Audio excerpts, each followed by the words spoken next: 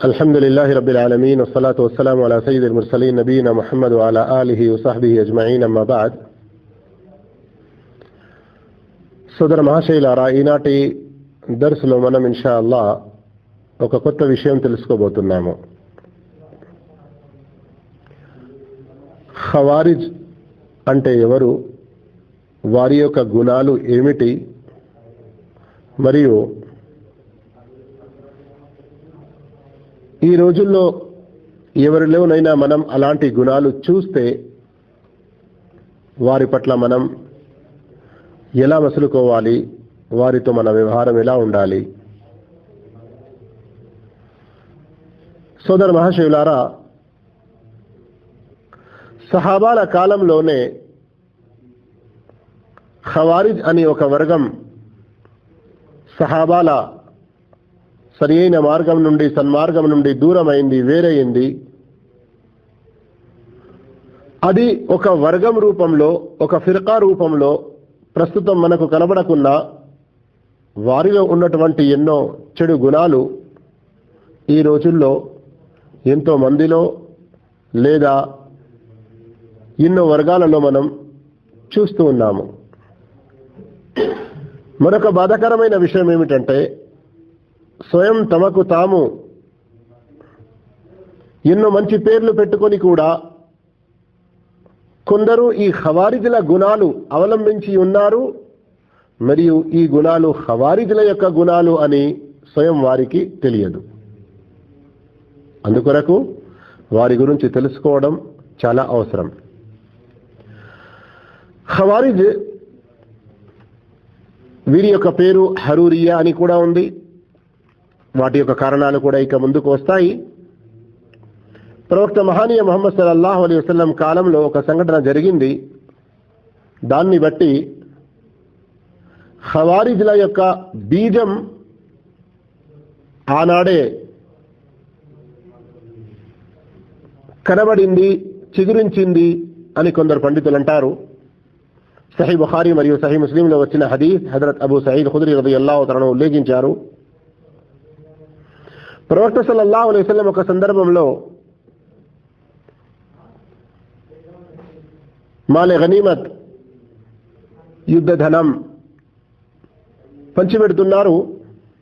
ఒక వ్యక్తి వచ్చాడు, అతని పేరు అబ్దుల్లాహ్ జుల్ ఖువైసరా.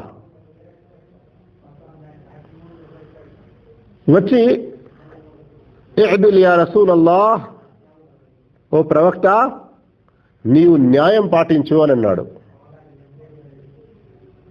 ప్రవక్త సల్లల్లాహు అలైహి వసల్లం చెప్పారు, వైలక్ వమన్ యఅదిల్ ఇదా లం అఅదిల్. నేను ఒకవేళ న్యాయం పాటించకుంటే ఎవరు న్యాయం పాటిస్తారు? మరి అక్కడ ఉమర్ రలియల్లాహు తఆలా నుండి దఅని అద్రిబ్ ఉనఖహు, ప్రవక్త నాకు అనుమతి ఇవ్వండి, నేను ఇతని మెడ నరికేస్తాను అని చెప్పారు. ప్రవక్త విషయంలో ఒక చాలా ఘోరమైన అమర్యాద, అగౌరవం పాటించాడు కదా, అసభ్యతగా వ్యవహరించాడు. ప్రవక్త సల్లల్లాహు అలైహి వసల్లం చెప్పారు, దాహు ఫఇన్న లహు అస్హాబన్, వదిలేయి, ఇతని వెనుక ఇతని అనుచరులు వస్తారు. యహ్కిరు అహదుకుం సలాతహు మఅ సలాతిహి, వీరి అనుచరుల్లో ఎలా ఉంటారు? మంచి నమాజ్ చేసేవారు ఉంటారు, ఎల్లప్పుడూ నమాజులు అధికంగా చేసేవారు ఉంటారు. ఎంతగా అంటే మీరు వారిని చూసి, మీలో ఒక వ్యక్తి వారిని చూసి తమ నమాజును, అయ్యో మేము ఏమి నమాజ్ చేస్తున్నాము, మాకంటే ఎక్కువ చేస్తున్నారు కదా అని భావిస్తారు. వసియామహు మా సియామిహి, ఉపవాసాలు కూడా వారు బాగా పాటిస్తారు. మీరు మీ ఉపవాసాలను ఏమి లెక్కించరు, అంతగా వారు ఉపవాసాలు పాటిస్తారు. కానీ విషయం ఏంటి? యమ్రుకూన మినద్దీన్, కానీ ధర్మం వారిలో ఉండదు. ధర్మం నుండి వారు వెళ్ళిపోతారు. ఎలాగా? కమా యమ్రుకు సహము మినర్ రమియ, ధనస్సు ఉంటుంది కదా బాణం వదలడానికి, ఇలా బాణం వదిలిన తర్వాత మళ్ళీ తిరిగి కమాన్లో ధనస్సులో రావాలంటే వస్తుందా బాణం? ఏ విధంగానైతే విడిపోయిన బాణం తిరిగి రాదో వారిలో నుండి ధర్మం అనేది ఆ విధంగా వెళ్ళిపోయింది, ఇక తిరిగి రాదు. అలాంటి వారు కానీ హజరత్ అలీ రలియల్లాహు తఆలా వారి యొక్క ఖిలాఫత్ కాలంలో వీరు ముందుకు వచ్చారు, బహిరంగంగా స్పష్టంగా వెలికి వచ్చారు. హజరత్ అలీ రలియల్లాహు తఆలా మరియు హజరత్ ముఆవియా రలియల్లాహు తఆలా వారి మధ్య ఒక యుద్ధం జరిగింది, సిఫీన్ అని అంటారు. అయితే మన ముస్లింల మధ్యలో ఇలా జరగకూడదు, రక్తపాతాలు కాకూడదు అని ముఆవియా రలియల్లాహు తఆలా వైపు వారు ఖురాన్ గ్రంథాన్ని పైకెత్తారు. ఎత్తి ఈ గ్రంథం మన మధ్యలో తీర్పు కొరకు మనం ఏకీభవిస్తాము, ఇక యుద్ధాన్ని మనం మానుకుందాము. అయితే అప్పుడు అందరూ యుద్ధాన్ని సమాప్తం చేసి ఇక సంధి కుదుర్చుకోవడానికి సులహ్ కొరకు ముందుకు వచ్చారు. అలీ రలియల్లాహు తఆలా వైపు నుండి ఒక వ్యక్తిని, ముఆవియా రలియల్లాహు తఆలా వైపు నుండి ఒక వ్యక్తిని ముందుకు పంపడం జరిగింది. వారు అల్లాహ్ యొక్క గ్రంథం ఖురాన్ వెలుగులో తీర్పు చేయాలి, మనం ఈ యుద్ధాన్ని ఇక ముందుకు సాగకుండా చూసుకోవాలి. వాస్తవానికి ఇది మంచి విషయం. కానీ అక్కడ ఎంతో మంది వారు అలీ రలియల్లాహు తఆలా సైన్యంలో ఉన్నవారు, వారు అలీ రలియల్లాహు తఆలాకు వ్యతిరేకంగా తిరిగారు. వ్యతిరేకంగా తిరిగి అలీ రలియల్లాహు తఆలాను కాఫిర్ అని చెప్పేశారు. నౌజుబిల్లాహ్, అస్తగ్ఫిరుల్లాహ్. ఎందుకని? వారి యొక్క తప్పుడు ఆలోచన చూడండి. ఏమన్నారు? సూరా మాయిదా ఆయత్ నంబర్ 44 చదివారు. వమన్ లమ్ యహ్కుం బిమా అన్జలల్లాహ్ ఫౌలాయిక హుముల్ కాఫిరూన్. అల్లాహ్ అవతరించిన దాని ప్రకారం ఎవరైతే తీర్పు చేయరో వారు కాఫిర్లు. అల్లాహ్ యొక్క గ్రంథం ఖురాన్ నుండి తీర్పు చేద్దాము అని చెప్పారు, తర్వాత ఇద్దరు మనుషులను ముందుకు పంపుతున్నారు. ఆ ఇద్దరు మనుషులు ఏం తీర్పు చేస్తారు? ఇద్దరు మనుషులు తీర్పు సరిగా చేయరు. అల్లాహ్ యొక్క గ్రంథం తీర్పు చేయాలి. అందుకొరకు తీర్పు చేయడానికి ఇద్దరు మనుషులను పంపడం జరిగింది. అందుకని అటు అలీ నౌజుబిల్లాహ్ అస్తగ్ఫిరుల్లాహ్ కాఫిర్ అయిపోయాడు, అటు ముఆవియా కూడా కాఫిర్ అయిపోయాడు అని ఈ విధంగా పుకారా లేపారు. అస్తగ్ఫిరుల్లాహ్ అస్తగ్ఫిరుల్లాహ్. వాస్తవానికి గమనిస్తే ఇదేంటి? చూడడానికి ఖురాన్ ఆయత్ను తెలిపారు, కానీ ఖురాన్ ఆయత్ను వారు స్వయంగా అర్థం చేసుకోలేదు. వాస్తవానికి ఖురాన్ తీర్పు చెబుతుంది, కానీ ఖురాన్ తీర్పు ఎలా చెబుతుంది? ఖురాన్ స్వయంగా మాట్లాడుతుందా? మన మధ్యలో పెట్టిన తర్వాత ఖురాన్ పట్ల ఎవరికి ఎక్కువ జ్ఞానం ఉందో, ఖురాన్ ఎవరు చాలా మంచి విధంగా చదివి దానిని అర్థం చేసుకొని దాని యొక్క అన్ని వివరాలు తెలిసి ఉన్నారో అలాంటి ధర్మ జ్ఞానులు ఆ ఖురాన్కు అనుగుణంగా తీర్పు చేసే ప్రయత్నం చేస్తారు. ఖురాన్లో స్వయంగా ఇలాంటి ఎన్నో విషయాలు ఉన్నాయి. స్వయంగా ఈ సూర్య మాయిదాలోనే ఒక సంఘటన ఉంది, సూర్య నిసాలో కూడా ఉన్నది. ఉదాహరణకు సూర్య నిసాలో మీరు కూడా ఎన్నోసార్లు ఈ విషయం విని ఉంటారు. భార్యాభర్తల మధ్యలో ఏదైనా గొడవ జరిగింది, ఇప్పుడు విడాకులకు వస్తుంది సమస్య. అప్పుడు అల్లాహ్ ఏమంటున్నాడు? ఫబ్అసు హకమం మిన్ అహ్లిహి వ హకమం మిన్ అహ్లిహా. భర్త వైపు నుండి ఒక వ్యక్తి తీర్పు చేయడానికి మరియు భార్య వైపు నుండి ఒక వ్యక్తి. వారు తమ ఇష్టానుసారం ఏదో రాష్ట్రంలో నడుస్తున్నట్టుగా మన పల్లెటూరులో నడుస్తున్నటువంటి చట్టాల మాదిరిగా చేస్తే దాని గురించి ఎలా చెప్తున్నాడా? లేదు. వారిద్దరి మధ్యలో భార్య భర్తల్లో తీర్పు చేయాలి అల్లాహ్ యొక్క ఇష్ట ప్రకారంగా మరియు అల్లాహ్ అవతరించిన షరియతును అనుసరించి. కానీ అది చేయడానికి ఎవరు? ఇద్దరు మనుషులే ముందుకు వచ్చేది. అలాగే సూర్య మాయిదాలో ఒక సందర్భంలో ఎవరైనా ఎహ్రామ్ స్థితిలో ఉండి వేటాడాడు. ఎహ్రాం స్థితిలో భూమిపై సంతరించేటువంటి జంతువుల యొక్క షికారి వేట ఆడడం నిషిద్ధం. కానీ ఎవరైనా అలా షికారు చేశాడు, వేటాడాడు, దానికి పరిష్కారంగా అల్లా రబ్బుల్ ఆలమీన్ ఏదైతే ఆదేశం ఇచ్చాడో అందులో ఇక ఏ వ్యక్తి అయితే ఎహ్రాం స్థితిలో ఉండి షికారు చేశాడో అతడు ఫిదియా, దానికి ఫైన్ గా పరిహారంగా ఏమి చెల్లించాలి అనేది నిర్ణయం ఎవరు చేస్తారు? న్యాయవంతులైన ధర్మ జ్ఞానం తెలిసిన మనుషులు చేస్తారు. విషయం అర్థమవుతుంది కదా. ఇక్కడ నేను ఇదంతా డీటెయిల్ ఎందుకు చెప్పానంటే ఖురాన్ ప్రకారంగానే మనం తీర్పు జరగాలి మన మధ్యలో. కానీ చేసేవారు ఎవరు ఉంటారు? మనుషులే ఉంటారు. కానీ ఆ మనుషులు సామాన్య మనుషులు కాదు, ధర్మం గురించి ఎక్కువగా తెలిసిన వారు. కానీ ఈ విషయం వారి బుర్రలో దిగలేదు. వారేమన్నారు? ఖురాన్ ప్రకారంగా తీర్పు చేద్దామని ఇద్దరిని మనుషులను పంపుతున్నారు, అందు గురించి మీరు కాఫిర్ అయిపోయారు. నౌజు బిల్లాహ్, అస్తగ్ఫిరుల్లాహ్. ఆ కాలంలో ఉన్నటువంటి ప్రవక్త సల్లల్లాహు అలైహి వసల్లం వారి యొక్క స్వచ్ఛమైన సహాబాలు, ఖులఫాయ్ రాషిదీన్లోని ఒకరు హజరత్ అలీ రలియల్లాహు తఆలా వారిని, ఇలాంటి వారి గుణం. అయితే అక్కడి నుండి ఒక పెద్ద వర్గం వేరైపోయింది. సామాన్యంగా ఖురూజ్ అన్న పదం మీకు తెలుసు, వెళ్ళిపోవడం. అయితే వీరు సహాబాల జమాత్ నుండి, ముస్లింల ఒక సత్యమైన వర్గం నుండి, ముస్లింల నుండి వేరైపోయారు, బయటికి వెళ్ళిపోయారు. ఈ విధంగా వారిని ఖవారిజ్ అని అనడం జరిగింది. అయితే వారందరూ వెళ్ళి ఒక ప్రాంతంలో తమ అడ్డాగా చేసుకొని అక్కడ ఉండడం మొదలుపెట్టారు. ఆ ప్రాంతాన్ని హరూరా అని అంటారు. అందుకొరకు వారి యొక్క పేరు హరూరియా అని కూడా పడింది. అయితే ఆ తర్వాత అలీ రలియల్లాహు తఆలా ఇబ్నే అబ్బాస్ రలియల్లాహుని పంపించారు. వారు ఇంకా మూఢనమ్మకాల్లో ఉన్నారు, వారికి సరియైన జ్ఞానం ఇంకా లేదు, వారికి ఇస్లాం విషయంలో ఇంకా మంచి లోతు జ్ఞానం ప్రసాదించాలి అని ఇబ్నే అబ్బాస్ రలియల్లాహుని పంపారు.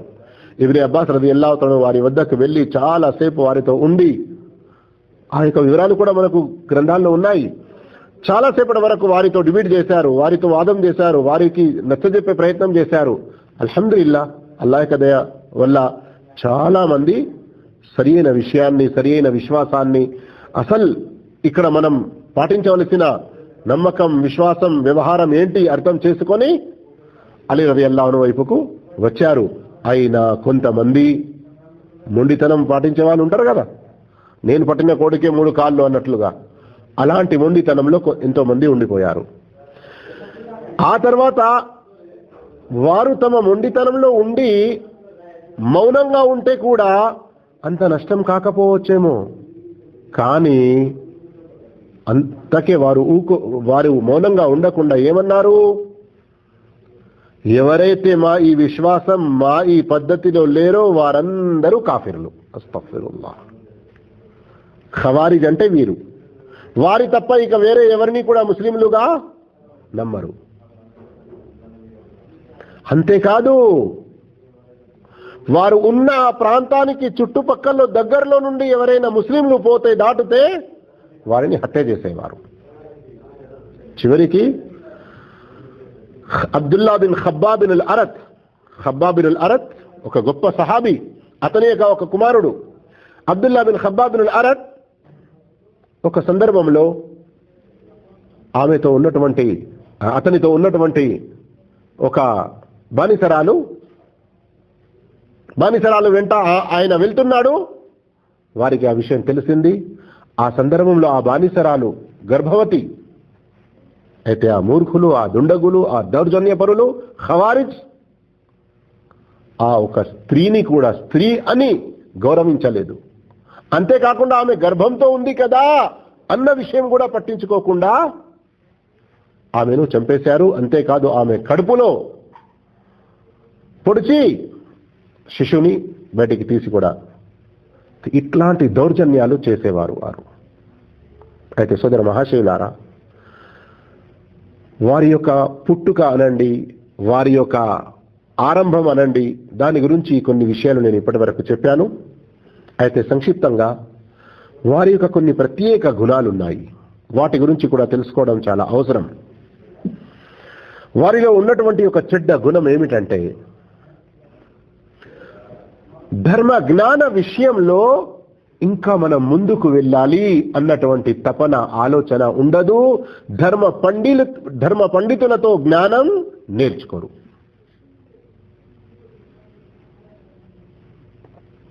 అందుకొరకే సహీహ్ బుఖారీ సహీహ్ ముస్లిం హదీస్లో ఉంది, ప్రవక్త సల్లల్లాహు అలైహి వసల్లం తెలిపారు, యక్రఊనల్ ఖుర్ఆన్ లా యుజావిజు హనాజిరహుం. వారు ఖురాన్ చదువుతారు కానీ అది వారి యొక్క ఈ గొంతుకు కిందికి దిగదు. అంటే ఏంటి? ఖురాన్ పఠన అనేది, తిలావత్ అనేది చాలా మంచిగా చేస్తారు కానీ చదువుతున్నది ఏమిటి? అది ధర్మ జ్ఞానుల వద్ద, మంచి పెద్ద ఉలమాల వద్ద కూర్చుండి విద్య నేర్చుకోవాలి, తఫ్సీర్ నేర్చుకోవాలి, హదీస్ నేర్చుకోవాలి, ఫిఖహ్ నేర్చుకోవాలి, అకీదా ఈమాన్ అన్ని వివరాలు నేర్చుకోవాలి, అఖ్లాక్ ఆదాబ్ సులూక్ ఇవన్నీ నేర్చుకోవాలి. కానీ దీని గురించి పండితులతో ధర్మవేత్తలతో ధర్మం నేర్చుకోవడంలో మరీ వెనుక ఉంటారు. ఖురాన్ చదవడానికి మహా స్వచ్ఛంగా ఎంతో మంచిగా చదువుతున్నారన్నట్లుగా నటిస్తారు కానీ ఖురాన్ అర్థభావాలను తెలుసుకోరు.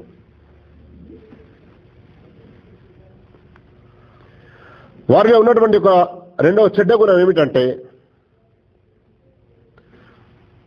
మొదటి గుణం తెలిసింది కదా, ధర్మ పండితులతో ధర్మ జ్ఞానం నేర్చుకోరు. కానీ రెండవ చెడ్డ గుణం ఏమిటి?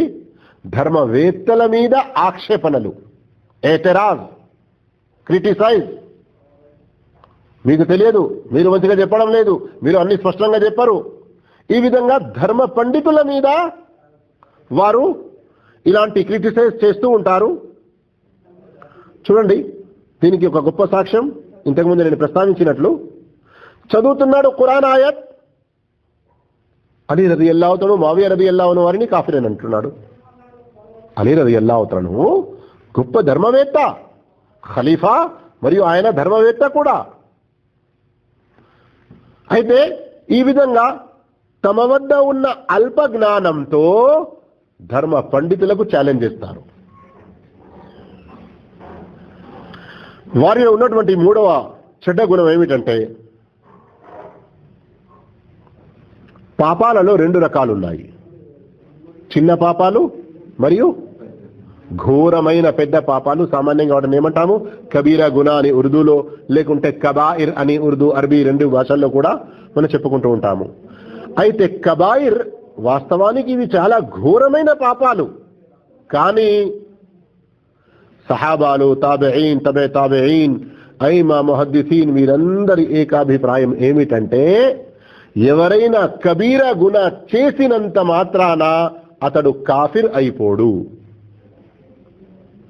కబీరా గునాకు ఎవరైనా పాల్పడితే వారిని మనం కాఫిర్ అని అనరాదు. కానీ ఖవారిజ్ ఏమంటారు?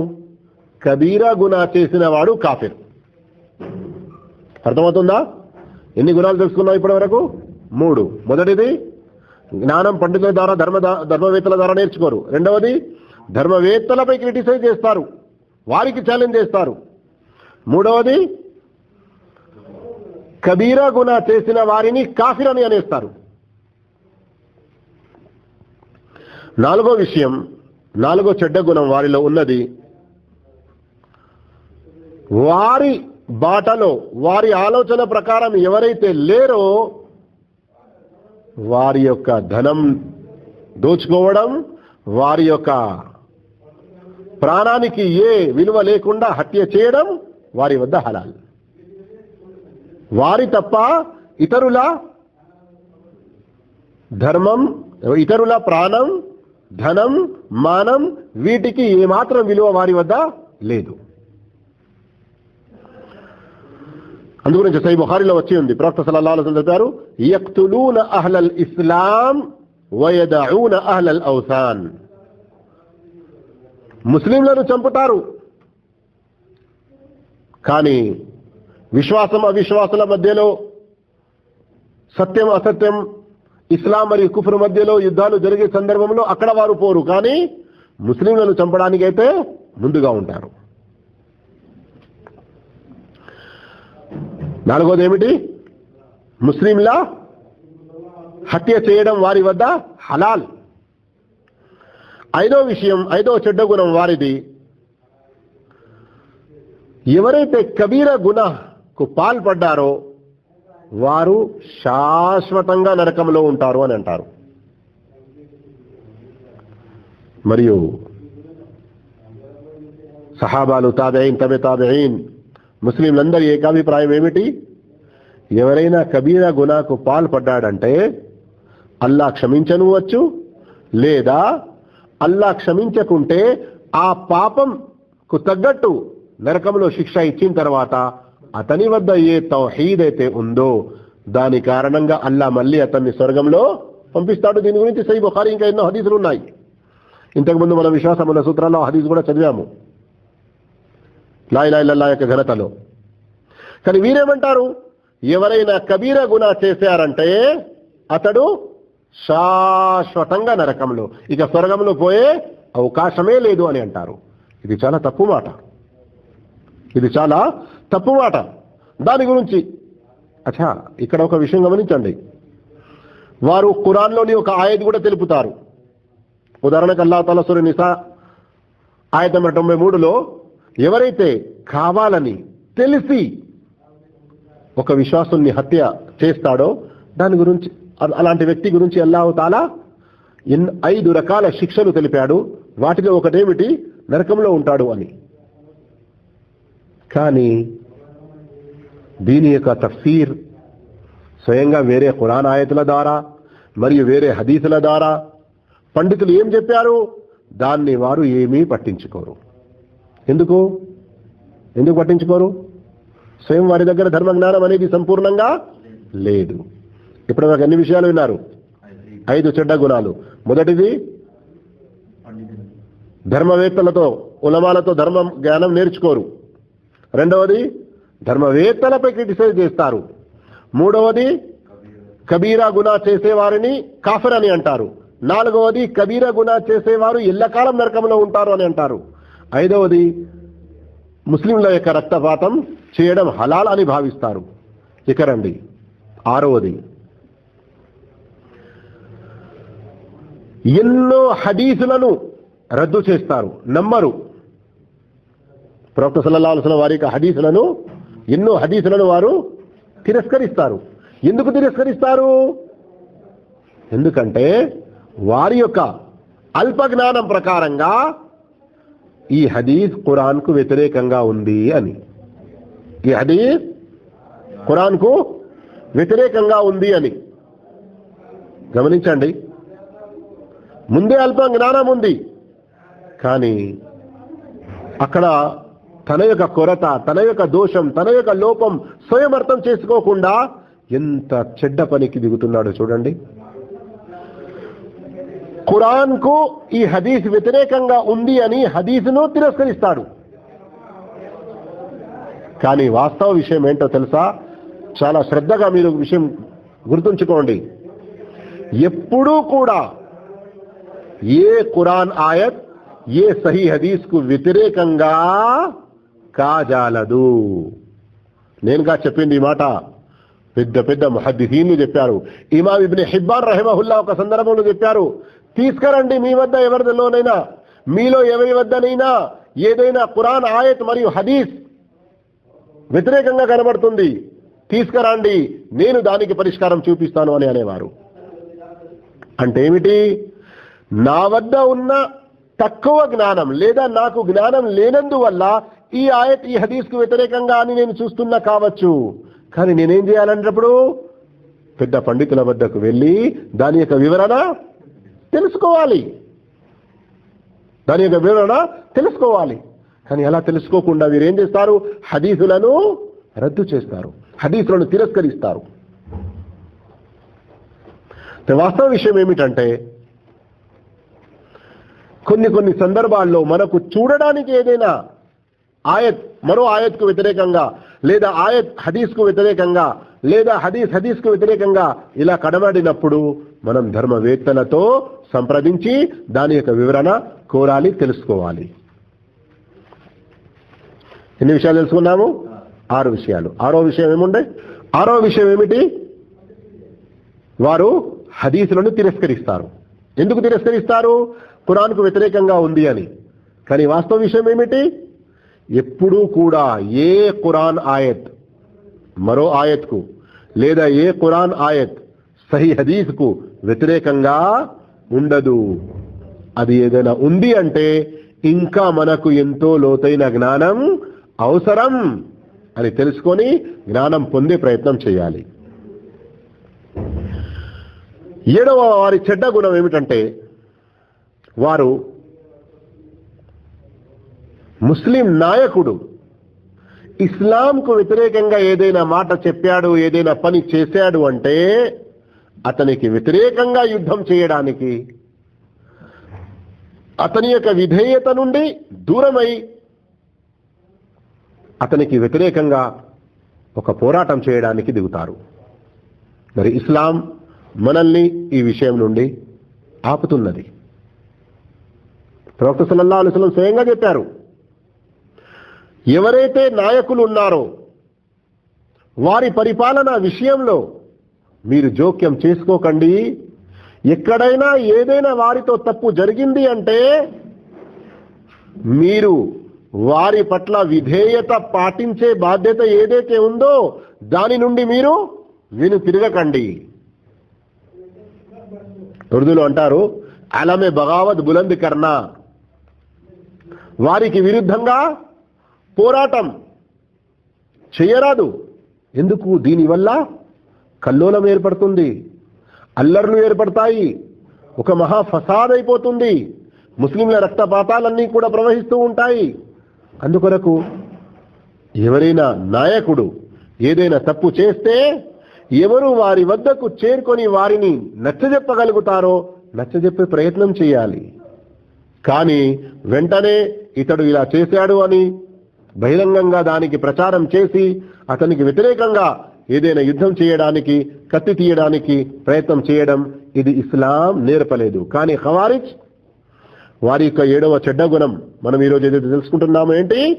నాయకులకు, ముస్లిం నాయకులకు వ్యతిరేకంగా, ముస్లిం పరిపాలకు వ్యతిరేకంగా పోరాటానికి దిగుతారు. సోదర మహాశయులారా, చూసుకుంటే ఇంకా ఎన్నో విషయాలు ఉన్నాయి. కానీ టైం ఎక్కువ అయిపోతుంది గనక మనం ఈ కొన్ని విషయాల మీద, అంటే వారి గుణాలు ఏవైతే తెలుసుకున్నామో ఆ తర్వాత ఇక ముఖ్యమైన కొన్ని విషయాలు మనం తెలుసుకుందాము. అవేమిటి? ప్రస్తుతం మనం ఈ చెడ్డ 7 గుణాలు తెలుసుకున్నాము. ఎవరిలో మనం ఈ 7 గుణాలు లేదా 7 ఏదైనా ఒకటి చూసామంటే వారిని మనం తొందరగా ఇతడు ఖారిజీ, ఇతడు ఖవారిజిలో ఒకడు అని పలకాలా? లేదు. ఇక్కడ విషయం గమనించాలి. అల్లాహ్ మనకు నేర్పిన, ప్రవక్త సల్లల్లాహు అలైహి వసల్లం మనకు తెలిపిన, సహాబాలు పాటించినటువంటి ఒక గొప్ప పద్ధతి. అందుకొరకే సలఫ్ మార్గం అనేది సర్వ మానవాళికి శ్రేయస్కరమైన మార్గం. ఎవరైనా ఏదైనా తప్పు చేశాడు అంటే ఖవారిజులకు ప్రత్యేకమైన ఈ గుణాలు అని మనం తెలుసుకున్నాము. కానీ ఈ గుణాలలో ఏదైనా ఒకటి ఎవరిలో ఉంది అంటే వెంటనే నువ్వు ఖారిజీ అయిపోయావు అని అతని మీద ఫత్వా ఇవ్వడం ఇది సరికాదు. అతనికి నచ్చజెప్పే ప్రయత్నం చేయాలి. ముందు మనం పాటించవలసిన విషయం ఏంటి? ఎవరిలోనైనా ఈ 7 ఏదైనా ఒక గుణం చూసామంటే అలాంటి చెడ్డ గుణం మనలో పాకకూడదు అని మనం జాగ్రత్తగా ఉండాలి. ఆ తర్వాత అతన్ని మనం నచ్చజెప్పే అటువంటి ఏదైనా శక్తి, ధర్మ జ్ఞానం, దానికి సంబంధించినటువంటి వివేకం మనలో ఉందా అది మనం చూసుకోవాలి. ఉంటే అతనికి నచ్చజెప్పే ప్రయత్నం చేయాలి. లేదా అంటే ఎవరు నచ్చజెప్పగలుగుతారో, ఎవరు అతనికి బోధ చేయగలుగుతారో వారి వద్దకు మనం వెళ్ళి వారికి విషయం తెలియజేయాలి. కానీ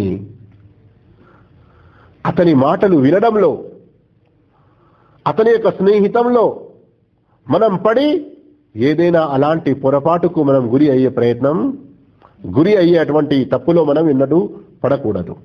ఎందుకంటే కొందరు, లేదు నేను అతనికి జవాబిస్తాను, నేను అతనికి గుణపాఠం నేర్పుతాను, ఇటువంటి తొందరపాటులో పడి అరే అతడు ఖారిజీలో అటువంటి గుణం ఉంది అని అనుకున్నాను, కానీ అతడు ఖురాన్ నుండి ఆధారం ఇస్తున్నాడు కదా, హదీస్ నుండి ఆధారం ఇస్తున్నాడు కదా. ఇటువంటి భావనలో పడి నిన్ను కూడా అతడే లాక్కొని, అతని వైపు లాక్కొని నిన్ను ఎక్కడ ప్రమాదంలో పడవేస్తాడో అందుకొరకు చాలా జాగ్రత్తగా ఉండాలి. ఈ రోజుల్లో ఖవారిజ్ అన్న పేరుతో ఒక వర్గం స్పష్టంగా ఎక్కడా కూడా లేదు, కానీ ఈ గుణాలు ఏవైతే తెలుపబడ్డాయో ఎన్నో వర్గాలలో ఎందరిలో ఉన్నాయి.